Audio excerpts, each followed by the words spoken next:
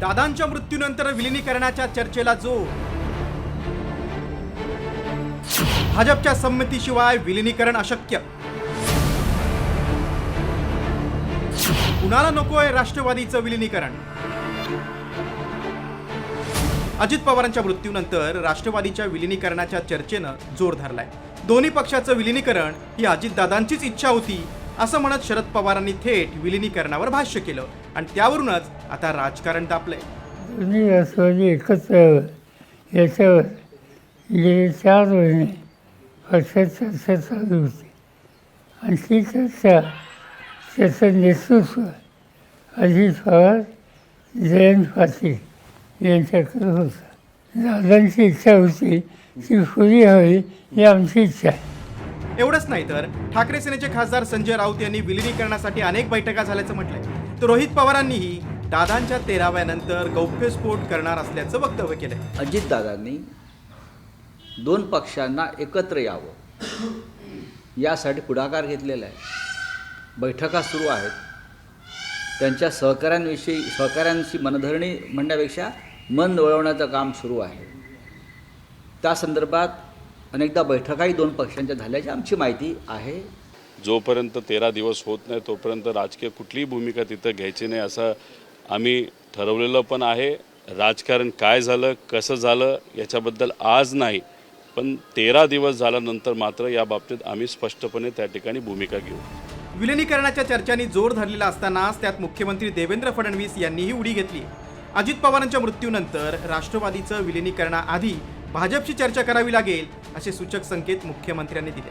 दुसरीकडे विलिनीकरणाच्या चर्चेची माहिती दादांनी फक्त फडणवीस यांनाच नाही तर तटकरेंनाही दिल्याचा गौप्यस्फोट शशिकांत शिंदे यांनी केलाय. समजा अजित पवार साहेब हे अशा प्रकारचं कुठल्याही एकत्रीकरणाची चर्चा जर करत होते तर ते कुठली चर्चा भाजपशी चर्चा केल्याशिवाय करतील का? पुन्हा एकदा सांगतो, चर्चा करायची नाही करायची, विलिनीकरण करायचं सर्वस्वी 100% राष्ट्रवादी काँग्रेस पक्षाचं डोमेन आहे. हा आमची अपेक्षा एवढी असेल, कुठलाही निर्णय घेण्याच्या आधी त्यांनी आमच्याशी चर्चा एकदा करावी. देवेंद्र फडणवीस साहेब 2 गोष्टी बोलल्या. एक, हा निर्णय राष्ट्रवादीने त्यांच्या घ्यायला पाहिजे, फक्त करताना आमच्याशी चर्चा करावी. मला वाटतं मग ते स्टेटमेंट राष्ट्रवादीने करू द्या. देवेंद्र फडणवीस साहेब का करतायत? बरं, तरीसुद्धा मी फार जबाबदारीने बोलतो. ज्यावेळेला चर्चा होती तेव्हा अजितदादा एकटे यायचे का व्हायचे. आमच्यासमोर सुनील तटकरे साहेबांना फोन झाला होता का? आता झाला होता. आम्ही जयंत पाटलांच्या बंगल्यावर बसलो होतो, त्यावेळेला सांगितलं होतं. आम्ही बोललो की वरिष्ठ बाकीच्या लोकांची मित्रपक्षाची चर्चा बोलले, माझी देवेंद्र फडणवीसांची चर्चा झालेली आहे. फडणवीस साहेबांनी सांगितलं की जिल्हा परिषद पंचायत समितीच्या निवडणुका पहिल्या होऊन द्या, नंतर विलिनीकरणाच्या बाबतीमध्ये आपण निर्णय घ्यावा. आता हे सगळं प्रकरण तापलं असतानाच दादांच्या राष्ट्रवादीतच 2 मतप्रवाह असल्याचं समोर आले.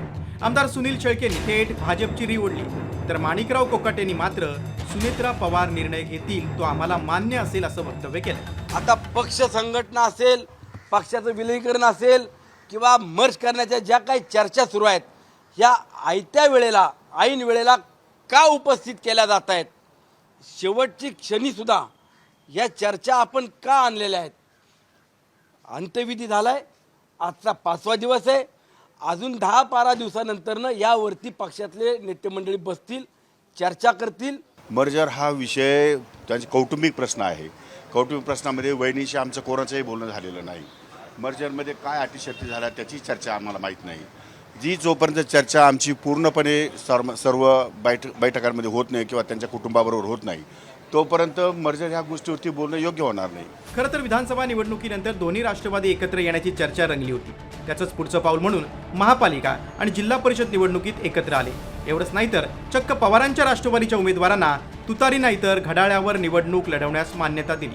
त्यातून एकत्रीकरणाच्या चर्चेला पुष्टी मिळते. मात्र दादांच्या मृत्यूनंतर राष्ट्रवादीच्या विलिनीकरणामुळे पक्षाचं नेतृत्व पवारांच्या हाती गेल्यास आपलं राजकीय करिअर पणाला लागण्याच्या भीतीतून विलिनीकरणाला विरोध केला जातोय का? ब्युरो रिपोर्ट, साम टीव्ही न्यूज.